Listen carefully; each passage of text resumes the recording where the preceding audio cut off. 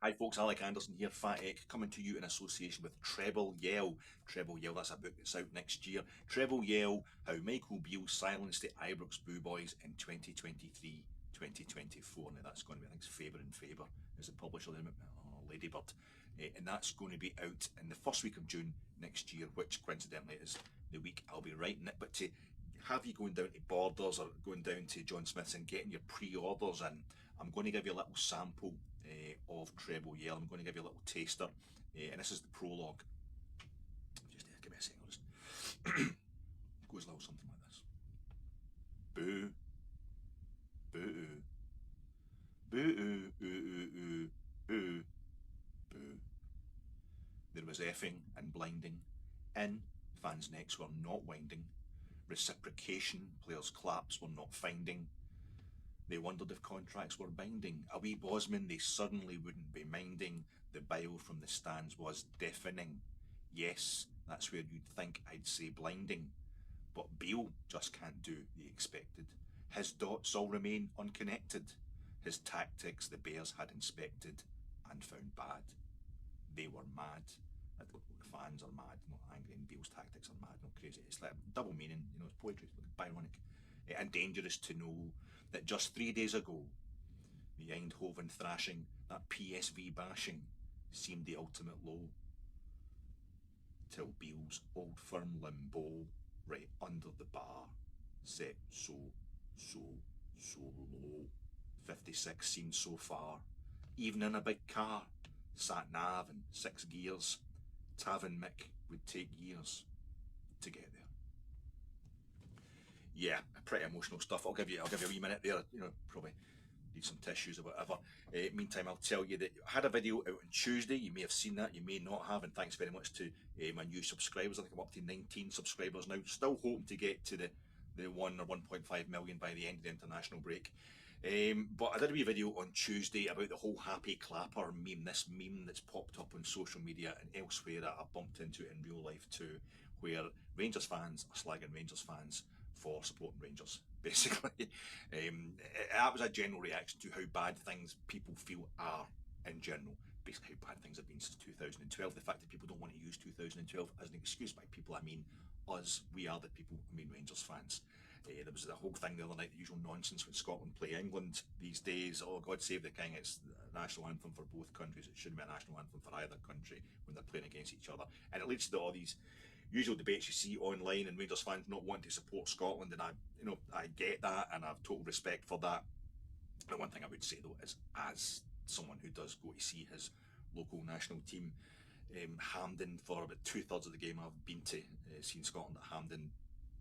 Hampden's 2/3 empty. So just, no fans, no fan group, no group of fans of any one particular club are selling Hampden out, are taking over following the Scotland national team. There are plenty of Rangers fans there. But one thing I see is people saying, well, if I go along there in the current mood of the Tartan Army, I cheer on Ryan Jack or even Billy Gilmore, anybody with Rangers associations in a Scotland shirt.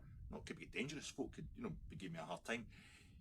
I've been talking to pretty reasonable people, really lovely Rangers supporters outside Ibrox going, oh, I'm just going here, and with the happy clappers who are applauding James Tavernier. It's getting to the stage where people are more likely to, it's going to be Rangers fans at Ibrox giving you a hard time for supporting Rangers players as they play for Rangers.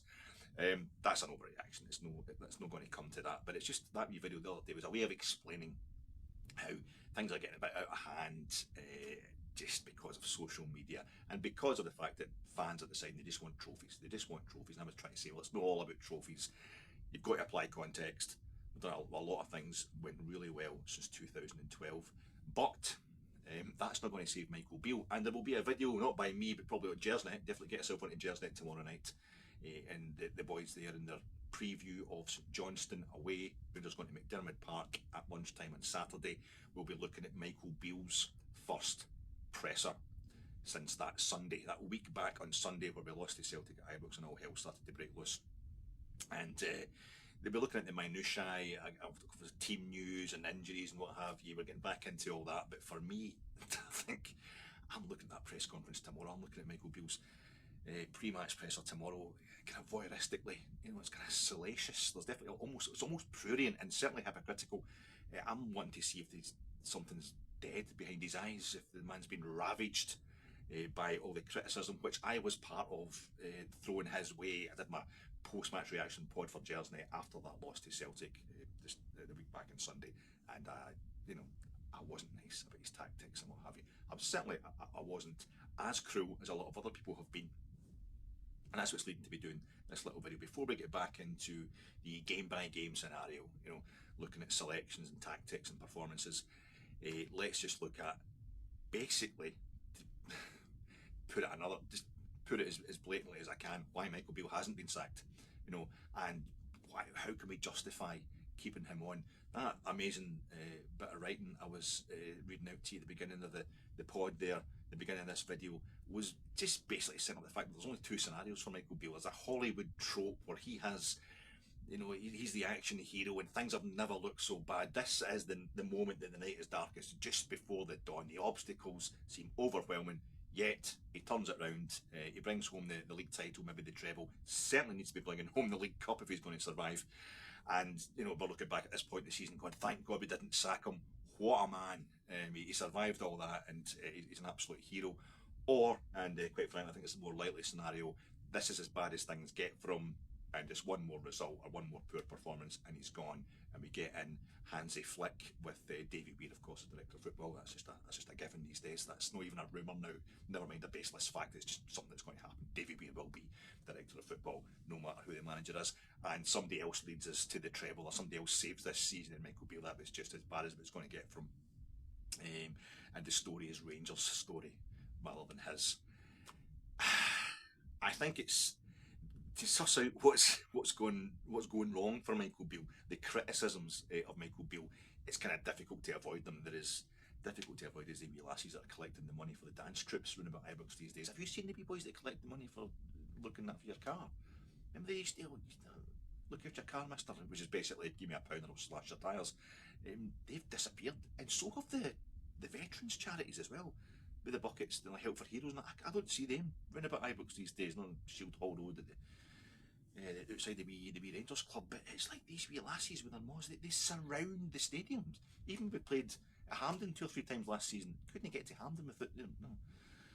Okay, girls, 1, 2, 3, 4. They're going to the wee kind of ninjas with their lycra. They're going to give you a wee high kick to the jaw. I think they've scared off like the ex-paras and Marines that used to be collecting for the veterans charities. Folk have done a couple of tours in Northern Ireland can't deal with these wee lassies. Anyway, that's a different subject. But I think it's pretty easy to work out what's gone wrong for Michael Beale. He has lost 2 out of the 4 league games he's played so far this season. We had a terrible pre-season, pretty bad in our friendlies. He has lost to Celtic, making it only 1 win out of 6 in his record against Celtic just now. We've had 1 good performance. I think that was a 2 weeks draw with PSV Eindhoven at Ibrox, so that's a draw. And he's had 1 good scoreline, which was the 4-0 defeat of Livingston. But people weren't happy with the performance in that game either. So at no point so far in, I think, the 9 games he's been in charge competitively this season, his first full season as a manager in his own right, has he married performance, scoreline and result in a way that would satisfy the Rangers support. Things don't look good for him. I think another thing that looks really bad for him is who's in charge at Rangers. James Bisgrove is the kind of consigliere, maybe the button man even to John Bennett, our new chairman. If I remember correctly, they weren't as in charge when Michael Beale was appointed back in November last year as they are in charge now.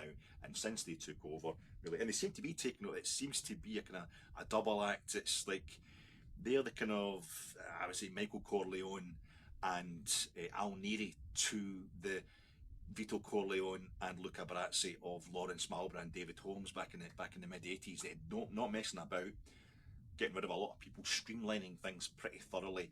I think the only thing saving Michael Beale just now is this is the last card they will play. The last card they can play before the criticism arrives at their door. If they get rid of Michael Beale and fail to replace him properly, if our season gets any worse, then it's going to be on John Bennett and James Bisgrove, who I think just now are kind of, generally held in high regard by the Rangers support, but they don't mess about, and I don't think they'll have too many qualms about sacking Michael Beale in this period that he's now entering, which is just landmine after landmine. We've got McDermott Park, St Johnstone doing okay this season. This is where it finished. It was finished for Gio. I think Gio then had Hearts, a draw, a narrow win at home to Hearts, and then we drew in Paisley, but it was a 2-1 loss to St Johnstone McDermott back in October last year that ultimately did for him. This is not an easy game, and he can't just win. Michael Beale, he has to win well on Saturday for the mood to change. And then he has 4 straight home games in 3 different competitions before the end of the month. Landmines all the way, and this is 4 straight home games. Home games, therefore, there's home advantage. We have no excuse or there's fewer excuses for any poor performance in these games. And also 4 straight home games. It's the boo-ometer versus the clap-ometer. The Bears will be out in maximum force, letting the players know if things are starting to go wrong. Europe's not going to save him. Really unfortunate situation, which he created himself by being part of the Steven Gerrard management team, which started as doing so well in the Europa League. Still really recently, Gerrard just getting us into group stage was a miracle. When in his first season, the following season we qualified from the group stages. The season after that we win our Europa League group stage, and the season after that Gio's taken over and he puts together a run of 4 of the most scintillating games I've ever seen at Ibrox, and one of the greatest European ones in our history in the Europa League, to get us to the actual final. So for us to win this Europa League group stage is not, unless we're absolutely sensational, unless we're pumping everybody 5-0, that starts with Real Betis next Thursday in Govan, unless we're absolutely hammering everybody and turning on scintillating football, this isn't going to save Michael Beale, because the focus just now is the domestic scene. The focus just now is getting that league title back. This is what the focus of the fans. We're kind of spoiled by Europe. We're certainly spoiled by the Europa League of late. Winning this group isn't really going to impress the Rangers supporters. It can certainly make things a lot harder for Michael Beale if we end up dropping into even the Conference League 3rd place or whatever, but it's not going to save him. It's the League Cup. Michael Beale will not be Rangers manager in 2024. He will not be Rangers manager at Christmas if he doesn't win the League Cup. The best result, this is condemnation in itself, the best result Michael Beale has had so far this season is Kilmarnock beating Celtic in the League Cup. We have to win it. The other thing is, because everybody's so fixated just now on his poor run of results against Celtic, and I'll come on to kind of justify that in some ways, I'll come on to pour a bit of mitigation onto that, but because everybody's fixated on that, because Celtic just the team we love to beat the most morally, to cheer everybody up, but since like the late 90s really, Celtic are the team they have to beat. They're the only team that are challenging us really consistently, for the league title certainly, but for trophies in general. He's not going to get a shot. It was really bad for Michael Beale that he's not going to get a shot at them again until 30th. I think it's the 30th of December, until Hogmanay's Eve, really. It's the worst time of the season to be struggling in domestic front as far as the fans are concerned, because it's only a win over Celtic will ease that criticism of you, and he's not getting another shot at them. There's no possibility of him getting another shot at them because they're out of the League Cup. Michael Beale, on the 17th of December this year, we cannot be at Easter Road playing a league match. We have to be at Hampden lifting the League Cup for the first time in 13 years, or else Michael Beale is gone. So yeah, that's the problem is this run of 4 straight home games after Saturday at McDermott. This run of 4 straight home games at Ibrox in 3 different competitions, and one of them is a League Cup, and I have to say that the pessimistic side of me is seeing Livingston in that League Cup quarter-final. Livingston, who have never won at Ibrox. It's a midweek game. We've got Aberdeen in the league at Ibrox last game of September. I mean, just imagine if we didn't beat Aberdeen. It's over for them. But before that, I can see we're beating Livingston 1-0. The club who has never won at Ibrox, we're beating them 1-0 as a wee equaliser late on. Extra time goes to penalties, out we go, and away goes Michael Beale. It's a really dangerous one for him. To say, finding criticisms, finding why Michael Beale should be sacked, is finding reasons he should be sacked, not in any way difficult. It's finding reasons to justify him staying just now, and it's not even justifying to say staying to the end of the season. It's not even reasons to justify him, being sacked at any point in September. As someone I read on the Jersey message boards the other day, I think it was the guy's name, it was something to do with Chris Sutton and goats. Sutton sucks goats or something like that. It's a great handle anyway, but I'm sorry I've forgotten it, because the point he made was there was a debate going on about Michael Beale's position at Ibrox, and it was, never mind why he should be sacked, can you tell me why he should stay? Just a subtle way of changing it. And I've got to be honest, I've been sitting, and because that's the most difficult thing to do, that's the only thing that's really worth talking about. I'm going to attempt to do it just now. And I think it's not so much positives, as I say, for Michael Beale, as kind of mitigation. I think the first thing to look at is some of the OTT criticism that's come in, that's slightly radicalised me, almost kind of forced me into turning my attitude around from full time in that Old Firm game to defending the man, because some of it's kind of so OTT. If you're going to sack a Rangers manager, you want to do it for the right reasons. We need to get the reasons right for future reference. We need to be able to criticise properly. And I've seen a lot of people saying, for example, Michael Beale is reactive rather than proactive. And fair dues, fair comment, but they're really talking about the game against Celtic. Celtic with a defence that was two really inexperienced centre half partnership. We didn't take advantage of it, but we did take the lead in that game, and a couple of times goals were ruled out. We did look like we'd scored the first goal on a couple of occasions. I'm not blaming referees, we can't rely on that kind of stuff, that's not the Rangers way, but particularly the second goal that Roof scored, really, the way that was ruled out, pretty ropey, and that could have made a hell of a difference. And I think that you get home and you calm down a bit and you watch the game again on telly, and Sky has just turned into, it's not so much kind of analysing the game as kind of comic rammies, kind of like Chris Sutton and Chris Boyd have come, these kind of cartoon characters who bitch at each other, and that's just, I'm not interested in that. But the BBC, actually, BBC Scotland, believe it or not, sports scene, they had Charlie Mulgrew on, who I know Charlie Mulgrew, he played for the 9 clubs and all that, but a sober analyst, quite a good analyst of the game. And when he's in the studio, he's making chippy comments after games, but also with Neil McCann was there, and Neil McCann, I love him. Just full disclosure, the guy scored probably my favourite league goal ever. The second of 2 league goals he scored in the 2nd of May 1999. But he's a lovely guy. He's passionate in a real way. He genuinely cares, rather than kind of plastic passion of just getting upset for likes. And he's had a wee go at management himself. He knows how to analyse a game. I love listening to him. And between them, they told me how they explained to me that basically, because Celtic had this kind of untested centre half partnership, Rangers were knocking it long. They're just knocking it onto them in the first half, and it was, there was a couple of times where we saw it in the goal that we had disallowed, the second goal we had disallowed, how it kind of worked. We'd taken advantage of Celtic's nervousness at that point in time. Goal was rolled out, so ultimately it doesn't work. But then at half, because we're losing that game at half time, we come out in the second half and we're camped outside the Celtic box. We're trying more possession-based stuff. So that is reaction. That's good. That's what it's supposed to do. And you can see what Michael Beale was up to. Also, that performance against PSV Eindhoven, the 2 each draw. I had said on Jersey Net that we played like the away team at our home ground. Hitting on the break had actually worked for us. So, part of he's thinking Celtic always come at you. It doesn't matter where you play them. If Rangers are playing Celtic, Celtic will always come at you. They're never going to sit in. We like to draw teams out, as we did with PSV that night. So, he gave it a go. Didn't work. It's no good enough, and it was really bad generally. But you can see maybe the reasons there. And this, it led into this whole thing about we don't see this criticism, that we don't see a recognisable shape. There's not a discernible pattern. We don't know what the Rangers team is trying to do. I don't care if we, the fans, don't know. It's whether the players know or not. And just now it looks like they don't. But I think that's a bogus criticism. It doesn't really amount to anything. We knew what Giovanni Van Bronckhorst was doing, passing the ball in the back, getting up the wings, lobbing into the box 50, 60, 75 times and drawing and losing games. Even under Steven Gerrard, I remember even the season we won 55, we drew 0-0 at Livingston early in the season.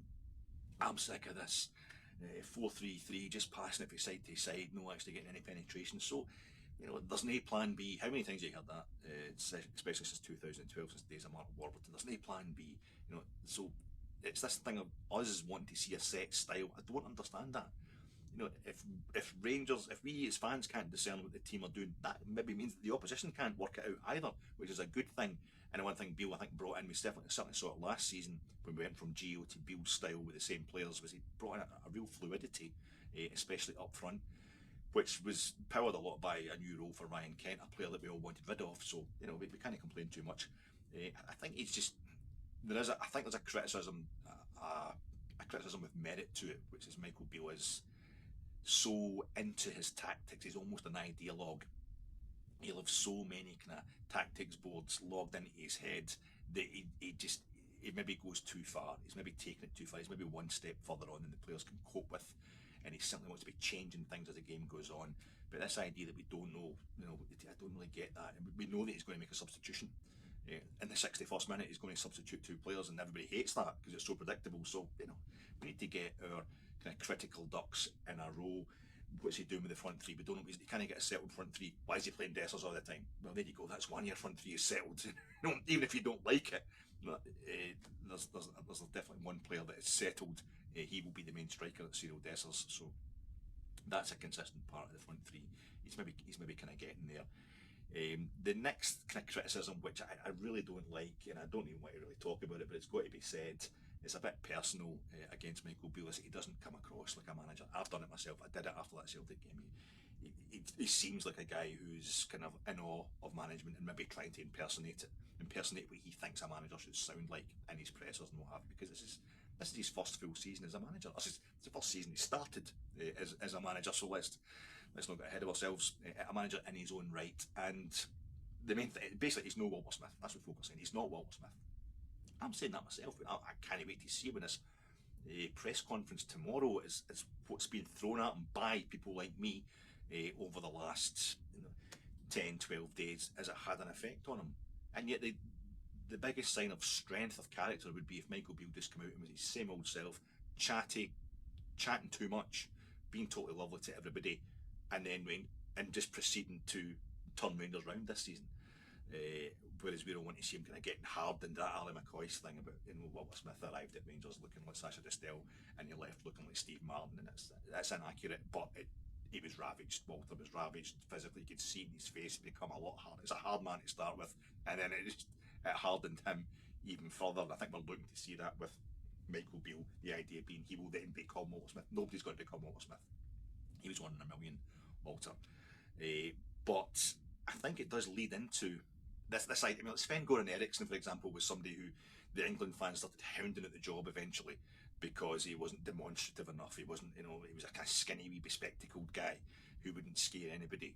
But he was a brilliant manager up until that point. He'd taken major clubs to European finals and what have you. He's a cracking manager, really knew his stuff. So I think these kind of criticisms about demeanour and appearance and the way they come across are really bad. But Michael Beale, for me, is a love a diplomat for the club, and pressers and what have you. Remember, he was talking to the Brazilian media a few weeks ago, talking to them in Portuguese and bumming up Brazilian football.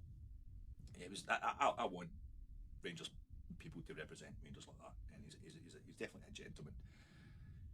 The idea that he's no Walter Smith, that leads into the kind of historical precedent argument on his behalf, which Walter Smith hadn't had another job even for the few. Michael Beale was at QPR, kind of up and down, few months at QPR, but Walter Smith had never managed a team in his own right.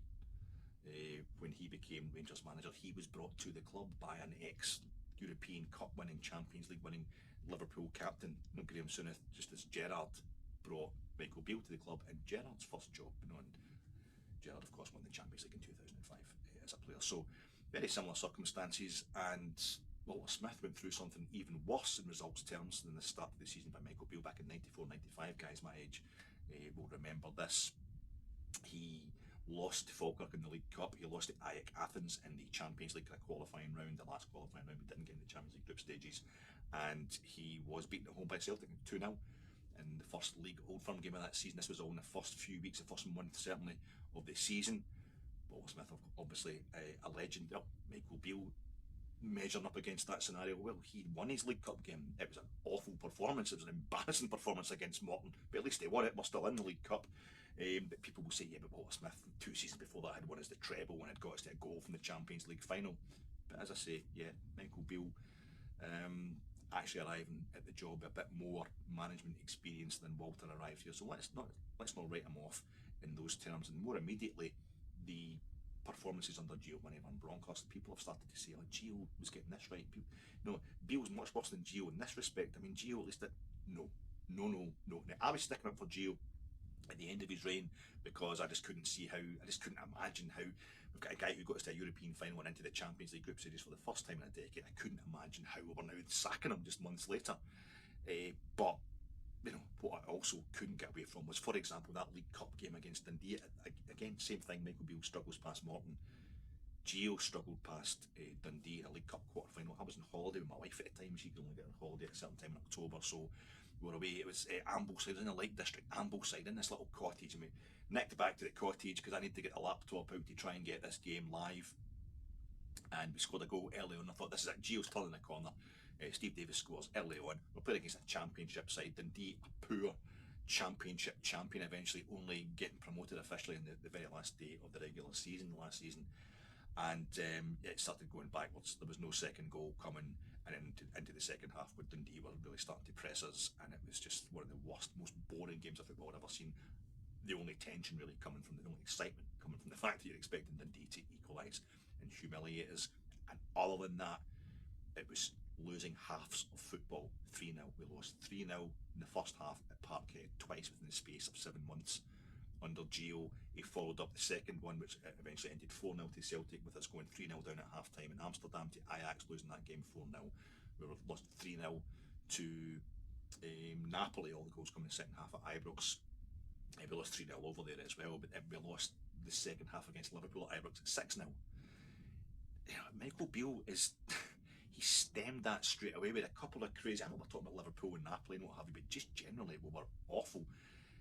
Football was terrible. We're drawn at home with Livingston. We're having 75 crosses into the box against St Johnstone in the first half hour, and they beat us 2-1. But McDermott, it was awful. And Michael Beale comes in his first 2 league games in charge are crazy 3-2 wins after going down a goal really early at home to Hibs and trailing the game deep into injury time up at Pittodrie. Win the 2 of them 3-2. He's chuffed with neither of them. There's no attempt to talk himself up as because he'd won the games. It's like there's a lot of work to do here. But we're then winning 3-0 at Easter Road, winning 3-0 at Tynecastle, or winning by 3 goals at Easter Road, winning 3-0 at Tynecastle, winning 3-0 against Livingston at Almond Vale. Places that we'd struggled before, and would certainly have struggled under Gio in the latter stages of his reign. And I know that's results that are expected and what have you. I know he's losing to Celtic last season, losing the 2 games at Hampden, but we've been losing, let's say, 3-0 twice. We're down 3-0 at half time twice at Parkhead under Gio against Celtic, against Postecoglou's Celtic, and in comes Gio. In comes Michael Beale, and it's like we're drawing at Ibrox, we're losing by 1 goal at Parkhead, haven't had a perfectly good goal disallowed straight away. I know he took heavy criticism for the League Cup final, the failure to select Raskin and Cantwell to start that game. That's hindsight being 2020. It's a really cheap dig. I think that one. A few of us did look at the team sheet that day and thought, I thought one of the 2 new boys would have started, but they were so new, they were just in the door. Raskin, I think, had played maybe 90 minutes total for Rangers at that point. He'd come on as a sub, I think, late on against Ross County for his first appearance, and then did he maybe play 80 minutes or something against Livingston, that 3-0 win? But he'd barely managed 1 whole game for us. He's a really young guy and he's foreign. Todd Cantwell, as I say, he'd only been there for a few weeks as well. Our best performance of the season to that point had been that 3-0 win at Tynecastle, the best domestic performance, and that was with Kamara and Lundstrom starting. He started with the same team that day in the League Cup final. That's a perfectly sober and reasonable decision as far as I'm concerned, especially when you look at the collective experience that our midfield that they had in terms of playing for Rangers, playing against Celtic at Hampden. No, they played in the European final, these guys, so from not to start with Raskin and Cantwell, I think that's been overblown, that one. That's a criticism that's a bit out of order, and the individual mistakes that cost us the game that day and against Celtic in the Scottish Cup semi-final subsequently, they've been happening much more often under Gio in the last stages of his reign. So yeah, he couldn't really be criticised for that, I don't think. The 5-1 loss to Eindhoven this season has pushed me into the Beale's going to go, or maybe Beale should go camp, because the one thing I thought he was doing was making sure we're hard to beat. Yeah, we lost to Kilmarnock at Rugby Park by one goal to nil. That's embarrassing, but it was 1-0. I thought it was going to be back to what it was under Michael Beale when under Stephen Gerrard. Michael Beale was part of his management team, his coaching team, where we lost games but didn't lose anything. Didn't lose any game, I think, by more than 2 goals. We lost a few games, maybe 3 or 4 games we lost 2-0 or 3-1, and that was it. Nobody gave us a hammer, and that's, you've got to start with that. You've got to start with it being hard to beat, and teams have got to really work at it to beat you. And I thought Beale was turning that round, as opposed to how it had been with these record stuffings we were getting under Gio. So I felt as if, he upped the performance, and the criticism is, but he upped our performance with another man's players. But we wanted all these players got rid of. We've wanted this massive turnaround in the playing staff. Ryan Jack was signed by Pedro Caixinha.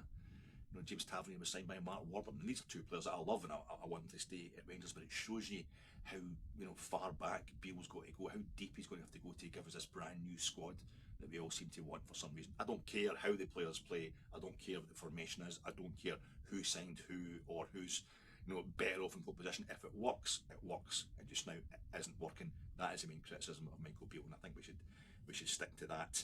The one thing I will say is, one of the other things that kind of gives me a slight bit of confidence is that Yanis Hadji presser during our poor results in those friendlies in pre-season, where he said it was the toughest pre-season physically, training-wise, that he'd ever been put through. And this is a guy who played for Fiorentina, he's played for Genk, the Romanian national team.